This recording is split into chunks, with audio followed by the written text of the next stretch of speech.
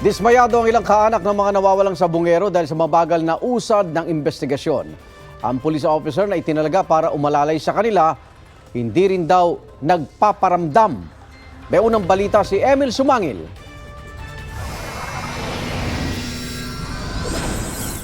Magtatatlong taon nang nawawala sina Mark Joseph Ignacio, Glenn Hermar, Romualdo Diano, Eric Legaspi, Nerio Antecristo at Kiel Bohol, pero hanggang ngayon, wala pang naisasampang kaso dahil wala pa rin daw lead ang pulisya kung sino ang nasa likod ng krimen.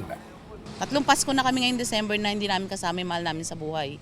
Masakit po talaga natanggapin na hanggang ngayon hindi pa namin nakukuha yung hustisya. Lalong tumatagal lalong nawawalan kami ng magandang balita sa kanila.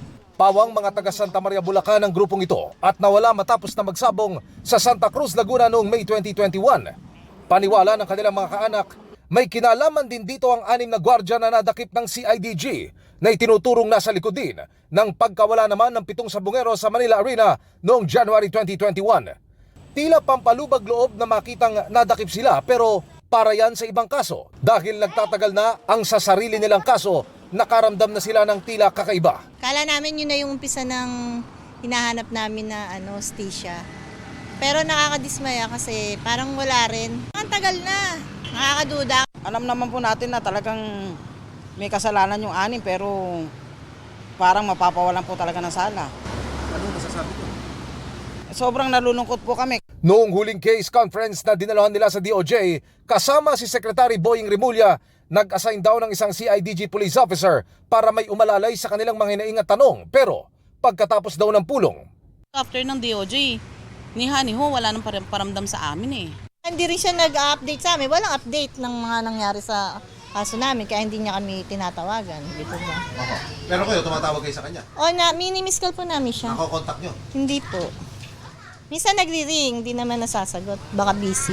hindi na nga raw sila binibigyan ng update sa takbo ng pagdinig.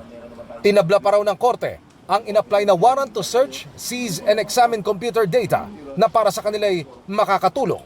Talagang lubos na kami talagang nadismaya. Hindi namin malaman kung bakit. Kasi mas malaki ang chances na mailink yun sa mga ibang cases ng nawawala eh. Sabihin na lang nila kung saan nila ibinaong, kung saan nila dinala talaga yung mga pamilya namin nang matigil na kami sa paghahanap. Sana po bigyan niya kami ng aksyon na matulungan kami ng mahal na Pangulo.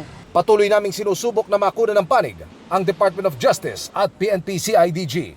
Ito ang unang balita, Emil Sumangil para sa GMA Integrated News.